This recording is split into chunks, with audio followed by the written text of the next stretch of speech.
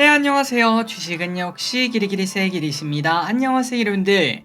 오늘 증시는 매우 끔찍한 흐름이 나타났습니다. 다 파월 아저씨 때문이다 라는 이야기를 해볼 수 있는데, 과연 이 아저씨가 도대체 뭐라고 했는지, 점도표는 또 어떻게 나왔는지 등등 경제 소식 빠르게 보고 끝내보도록 하겠습니다. 같이 공부하시죠. 렛츠 기릿! 첫 번째입니다. 파월이 던진 엄청 큰 공. 파월 아저씨가 똥을 뿌렸습니다. 정말 간단하게 그냥 정리하자면은 연말에 금리 인상이 이래도 가능해 보인다 이런 얘기가 나왔고요. 그리고 또한 내년에는 빠르면 1분기 아니면 늦어도 2분기에는 금리 인하가 시작될 것 이런 얘기가 있지 않았겠습니까? 그런데 하반기에나 고려할 수 있다는 입장을 보였다고 합니다. 그러다 보니까 증시가 또 충격을 받을 수밖에 없었겠죠. 그리고 또한 26년 점도표가 처음으로 나왔는데 여기 보시면은 이 26년 점도표 장기 예상 금리가 2.5% 아니겠습니까? 그렇다면은 결국은 26년까지 아직 2년 넘게 남았잖아. 아마도 거기에 수렴하겠네 라는 생각을 했는데요. 하지만 결과를 까보고 나니까 여기 보시다시피 2.5까지 가지도 않고 여전히 4.0 위에 5개나 있는 걸 확인할 수 있습니다. 그래서 평균 기준금리는 2.9%라고 하니까 우리 생각만큼 금리가 빠르게 내려가지 않을 것, 금리가 높은 상태가 장기화될 것 이러한 데이터가 나오자 증시는 또 한 번 더 깜짝 놀랐다고 볼 수 있겠죠. 그리고 참고로 이 점도표가 뭐냐면요. 여기 보시면은 점이 2023년, 2024년, 25년, 26년 그리고 앞으로 쭉 미래 이렇게 5칸으로 나뉘어져 있고 그리고 그 안에는 이렇게 파란색 점이 점점점 찍혀 있습니다. 그리고 그 점의 개수는 이렇게 19개씩 각각 찍혀 있는데 이게 뭐냐면은 연준 위원들 있죠. 그 친구들한테 물어보는 겁니다. 2023년에는 금리가 어떻게 되어야 될 것 같아? 라고 물어봤을 때 이렇게 투표를 하는 거고 그리고 24년에는 어때? 라고 물어보면 또 투표를 하는 거고 25년도 마찬가지, 26년도 마찬가지 이렇게 점을 찍는다고 생각하시면 될 것 같고 그리고 그 점이 가장 많이 몰리는 구간이 있죠. 아니면 뭐 평균이라거나 가면 갈수록 이렇게 떨어지는 걸 확인할 수 있습니다. 그렇기 때문에 앞으로 금리가 하락할 것으로 현재 예상은 하나 그런데 아까도 말씀드렸다시피 우리 예상보다 더 더디게 떨어지는 그러한 지표구나 라고 생각하시면 될 것 같습니다. 그래서 이렇게 점을 찍기 때문에 점도표라고 하는 것도 체크하시면 될 것 같아요. 어쨌든 나쁜 데이터가 나왔고 증시는 거기에 걸맞게 많이 하락하는 걸 확인할 수 있습니다.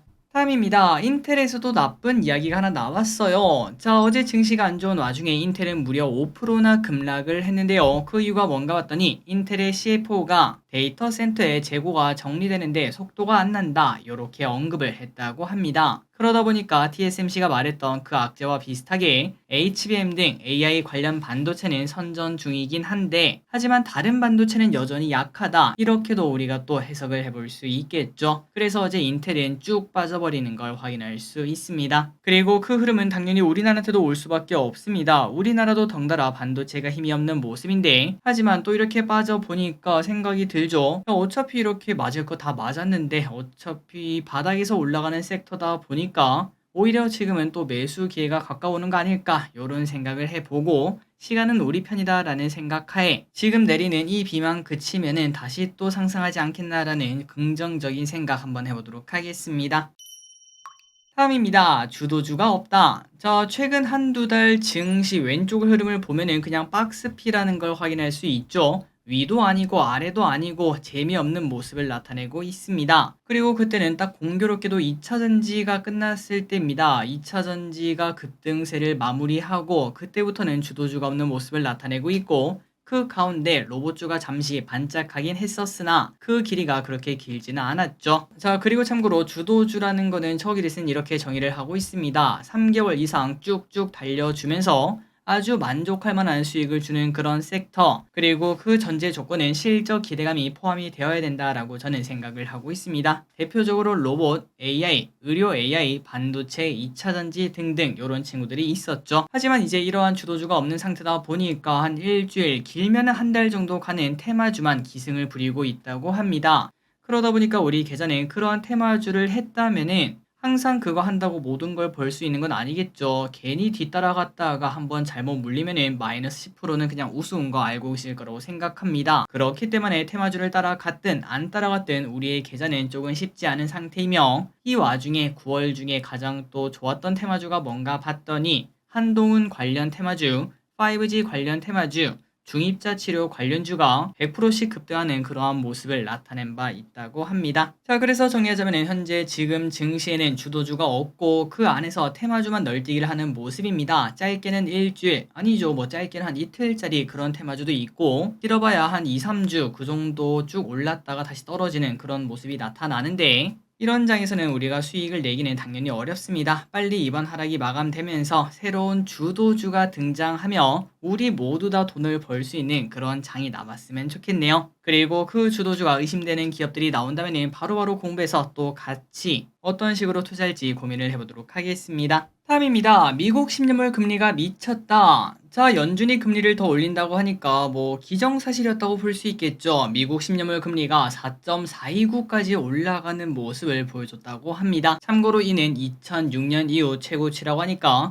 지금 금리가 얼마나 높은지 우리가 쉽게 생각을 해볼 수 있죠. 자, 그래서 우리가 이런 금리를 보면은 고민이 많아집니다. 더 오를까 아니면은 진짜 여기가 찐찐막 고점일까, 이러한 생각을 해볼 수 있는데, 많은 기대분들이 아마도 채권 고점이다 이렇게 베팅하지 않을까라는 생각이 드네요. 자, 개인적인 생각으로도 이제 고점은 진짜 다 왔다라는 생각이 들긴 한데, 하지만 이 고점이 장기화될 수 있다라는 생각이 듭니다. 그러니까 말 그대로 박스권으로 가둬놓고 시간만 보낼 가능성이 있기 때문에 우리가 이제 여기에 관련된 ETF를 투자를 하더라도 레버리지 상품은 좀 위험하지 않을까, 위아래 변동 몇 번 하다 보면은 전부 다 녹아버리는 그런 상황이 펼쳐질 수 있어서 개인적으로 투자를 한다면은 일단 레버리지는 혹시나 한다면은 정말 짧게 보고, 길게 투자를 할 거라면 레버리지는 무조건 피해야 되지 않나라는 생각을 해볼 수 있습니다. 그리고 이 와중에 국채가 이렇게 높다 보니까 증시가 좋기도 당연히 어렵다고 볼 수 있겠죠. 빨리 금리가 고점 치고 증시가 다시 바닥쳤으면 좋겠습니다. 다음입니다. 이 와중에 유가 전망은 계속 높아져. 배럴당 $100 간다라는 생각하는 IB가 또 늘었다고 합니다. 이번에는 골드만삭스. 그래서 벌써 BOA, 시티그룹에 이어서 세 번째 $100 전망을 보여줬다고 하는데, 최근 이틀간 유가가 살짝 빠지는 모습을 보여줬으나 이는 단기간의 조정으로 본다는 거겠죠. 자, 과연 브렌트유 $100 그리고 WTI $95의 전망이 맞아 떨어질지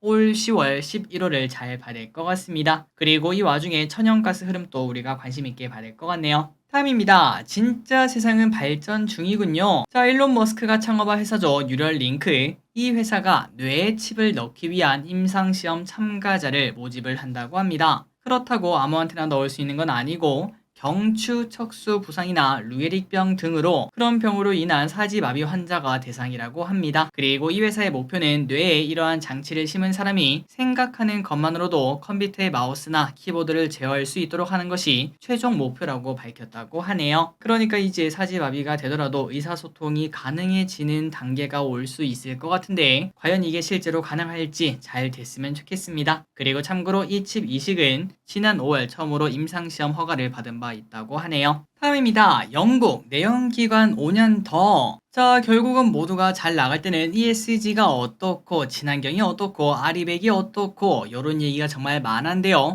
하지만 이제 조금은 현실이 가까워지자 결국 영국이 2050 탄소 중립 넷제로는 유지를 하지만 내연기관차 신차 판매 금지 시기를 2030에서 2035로 미룬다고 발표를 했다고 합니다. 자, 참고로 영국은 나름 상징적인 나라였습니다. 2050 탄소 중립을 처음으로 법적으로 밝힌 나라인데, 하지만 속도 조절에 결국 나선 걸 확인할 수 있죠. 다른 나라도 결국 따라가지 않겠나라는 이야기 해볼 수 있습니다. 자, 그렇다면 이 와중에 누가 가장 불만이 많을까요? 맞습니다. 당연히 완성차 업계죠. 포드 같은 경우에는 전기차를 위해서 대규모 투자를 어쩔 수 없이 하고 있었는데, 그런데 야 미안하다.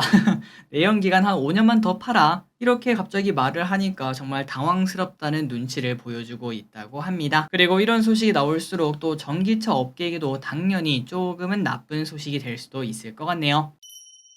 다음입니다. 기아 레이 EV가 출시. 자, 어제는 우리가 토레스 전기차를 봤는데, 그런데 오늘은 레이입니다. 레이는 총 600만원 상당의 보조금을 받으면은 싸게는 2천만원 초반, 그리고 조금 옵션을 많이 붙이면은 2천만원 중후반 그 정도 가격으로 시장에 나왔다고 하네요. 그리고 이 친구는 1회 충전하면은 갈 수 있는 거리가 200km가 조금 넘는다고 하며, 당연히 경차다 보니까 개별 소비세, 교육세, 개인 사업자 부가세 환급 등 이런 혜택도 가질 수 있다고 합니다. 자, 물론 우리가 이런 걸 보면은 항상 차 사러 갈 때 하는 고민이죠. 야, 이 돈이면은 좀만 더 줘서 그냥 토레스 사는 게 낫지 않냐? 그런 얘기를 당연히 해볼 수 있긴 한데, 하지만 신해용 전기차를 찾는다면 또 레이만한 것도 없다라는 얘기도 해볼 수 있겠죠. 어쨌든 전기차가 정말 많아지고 있는 걸 확인할 수 있네요. 다음입니다. 크래프톤 주가가 너무해. 저 아시안게임이 코앞인 거 알고 계신가요? 그리고 그 안에서 놀랍게도 e스포츠가 들어 있습니다. 그래서 그 종목들이 뭔가 봤더니 바로 배틀그라운드가 그 안에 포함되어 있어서 야 이거 크래프톤 주가에 좀 좋은 흐름 나타내는 거 아니냐, 아시안게임 관련주 아니냐, 이런 생각에 딱 차트를 봤는데 야 이거 답도 없습니다. 진짜 떨어지는 칼날도 너무 심하게 떨어지는 걸 확인할 수 있죠. 그래서 지금 현재 주주분들은 불만이 너무나 많은 상황이라고 합니다. 자, 다만 이 와중에 증권가에서는 오히려 3분기 전망을 긍정적으로 보고 있다, 이런 얘기가 나오고 있습니다. 그 이유가 뭔가, 아시안게임은 당연히 호재라고 보긴 좀 어렵지만 인도에서 배틀그라운드 모바일 매출이 온전히 반영되기 시작한다고 하며, 그리고 실적 개선 이벤트도 충분히 존재하고 있기 때문에 3분기 전망은 긍정적이다, 이런 얘기를 한다고 하네요. 그리고 다른 게임사에 비해서 실적도 탄탄한 편이라고 합니다. 지금 현재 게임주 자체가 완전 무덤 아니겠습니까? 그런데 이렇게 부진한 업황에도 연간 7천억 이상의 영업이익을 내서 다른 회사랑 비교하면 압도적인 수준을 보여준다고 하네요. 참고로 NC소프트가 2천억대, 갓겜이 1천억대 그 정도의 영업이익을 내는데 갓겜이 무려 7배를 벌어들이는 걸 확인할 수 있습니다. 자, 그래서 크래프톤 지금 현재 주가는 15만원, 목표 주가 평균이 24만원인데 과연 최소한 20만원은 언제 터치할 수 있을지 우리가 또 관심 있게 봐야 될 것 같습니다. 다음입니다. 그 반면 위메이드가 급등하는 모습입니다. 오늘은 위메이드가 강세. 자, 오늘 위메이드가 좋았던 이유가 뭔가 봤더니 뭐 새로운 게임이 나왔나 했는데 그게 아니라 액토즈 소프트로부터 미래의 전설 2 IP 계약금 1,000억 원을 수령했다고 밝혔다고 합니다. 갑자기 이 돈을 어디서 났나? 바로 이제 이 두 회사는 오랫동안 라이센스 때문에 많이 싸웠었는데, 그런데 이번에 합의를 하고 처음으로 돈을 받은 게 바로 오늘 밝혀졌다고 합니다. 그래서 이번에는 첫 1,000억을 받았고 앞으로 5년간 매년 1,000억씩 총 5,000억을 받게 되었다는 소식에 오늘 위메이드 친구들이 매우 좋은 흐름을 나타낸 걸 확인할 수 있습니다. 다음입니다. 에나의 마지막 매수 타이밍. 자, 에나가 다시 900원 아래로 떨어지는 모습을 나타내자 에나의 마지막 매수 기회다 라고 생각하는 사람들이 늘고 있다고 합니다. 그래서 5대 은행의 에나 예금 잔액은 9월에만 3,800억이나 늘었다고 하고요. 참고로 일본은 마이너스 금리를 유지 중인데 최근 마이너스 금리 해제를 검토하고 있다, 이런 얘기를 한 바 있음에도 불구하고 여전히 엔저 현상이 나타나고 있다고 합니다. 자, 하지만 여러 전망에 따르면 이제 올 겨울이 지나고 나면은 엔화는 다시 장기적으로 상승할 것, 이런 얘기가 나온다고 하니까 지금 엔화 투자는 나름 안정적인 투자가 아닐까, 안전자산 아닐까라는 얘기는 해볼 수 있다고 하네요. 다만 엔화 자체는 뭐 금리를 주거나 뭐 다른 걸 주는 게 아니기 때문에 혹시나 엔저 현상이 장기화된다면은 당연히 시간적 손실을 크게 볼 수도 있다고 합니다. 다음입니다. 일본 철강제 밀려온다. 일본의 철강 기업들이 엔저를 등에 업고 고품질 열연 강판을 저가로 쏟아내고 있다고 합니다. 심지어 중국산보다 더 싸다고 하니까 야, 도대체 일본에서 무슨 일이 일어나고 있냐, 이런 얘기를 해볼 수 있겠죠. 그리고 지금 현재 전 세계에서 일본산 강판을 찾는 수요가 늘고 있다고 합니다. 그렇다면 일본 철강업계는 도대체 뭐 먹고 사나 봤더니 좀 특이하긴 했습니다. 일본 철강 업체는 해외에다가 진짜 싸게 파는 걸 확인할 수 있고, 대신 해외에 그렇게 싸게 팔다 보니까 일본 내 물량이 줄어들지 않겠습니까? 그래서 내수 시장에는 오히려 가격을 올려서 팔고 있다고 합니다. 뭐 예를 들어 삼성전자에서 새로운 폰이 나왔는데 해외에서는 100만원에 팔고 우리나라에서는 200만원에 파는 그런 모습을 나타내는 걸 확인할 수 있다고 하죠. 그래서 놀랍게도 일본 철강업계는 손해를 안 본다고 합니다. 어쨌든 이렇게 해외에서 엄청나게 엔저를 등용고 싸게 팔다 보니까 1월에서 8월까지 일본에서 수입된 열연 강판은 155만 톤인데 이미 21년 수입 물량을 넘어섰다고 하며 22년 166만 톤이거든요. 이 물량도 당연히 곧 넘어설 것으로 보인다고 합니다. 그러다 보니까 당연히 누가 비상일까요? 국내 철강업체들은 당연히 비상이겠죠. 불과 며칠 전만 하더라도 중국의 감산으로 철강제 가격이 오를 거다, 야 호재다, 이런 얘기가 있었지만 그런데 일본에서 저가 매물을 계속 쏟아지고 있는 걸 확인할 수 있으며, 또한 10월부터는 유럽의 탄소 국경세 시행도 앞두고 있어서 철강주에게는 또 악재가 나오는 거 아니냐, 이런 얘기가 나온다고 합니다. 다음입니다. 중국은 일본 수산물 안 먹어. 자, 일본의 중국향 식료품 수출액이 작년 동기 대비 무려 41%가 줄었다고 합니다. 그 이유가 뭘까요? 맞습니다. 일본이 오염수를 방류하자 중국에서 수산물 수입을 중단하며 이러한 현상이 나타난 걸 확인할 수 있죠. 특히 일본 수산물을 가장 많이 사 먹던 게 중국이었는데 중국에서 전면 금지하자 이렇게 큰 현상이 나타났다고 합니다.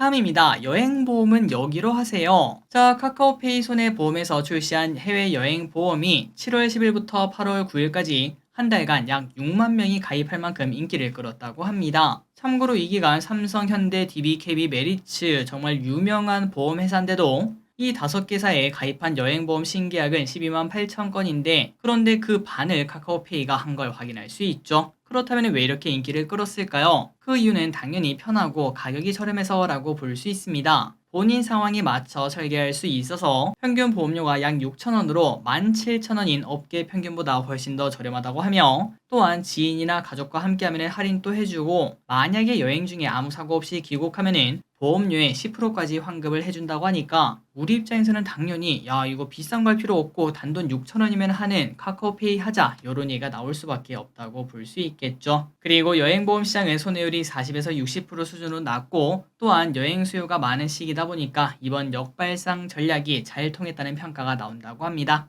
혹시나 나중에 여행 가실 때는 이것도 한번 알아보시면 좋을 것 같습니다. 다음입니다. HLB 코스피로 간다. 코스닥의 한 축을 담당하고 있는 HLB가 코스피로 이전 상장을 준비한다고 합니다. 올해 5월 항암 신약 리보세라닙에 대한 임상을 마치고 간암 치료제 허가를 위한 심사를 받고 있는데요. 이 와중에 공매도 세력의 집중 타깃이 되어서 약 4개월간 공매도 잔고가 2배나 넘게 증가를 했다고 합니다. 그래서 여기에 대해서 너무 힘들어서 코스피 이전 상장을 검토를 한다고 하네요. 그리고 이외에도 포스코 DX, LNF가 코스피로 옮기기 위한 절차를 진행 중인데 그래서 코스피 시가총액 상위 종목들을 보면은 야, 뭐야 이거 알테오젠 말고 다 없어지네 라는 얘기를 해볼 수 있다고 합니다. 다음입니다. 여러분은 추석 용돈을 얼마로 하시나요? 자, 추석이 다가오면 고민이 생깁니다. 용돈을 얼마 드려야 되나 라는 고민이 되는데 그래서 KB국민카드에서 조사를 해봤더니 10만원에서 30만원 사이가 가장 많고 부담이 적었다고 합니다. 그리고 용돈과 선물 사이에서도 분명 고민이 생길 수 있는데요. 그런데 여기서는 용돈을 선택한 사람들이 선물보다 2배 가까이 많았다고 합니다.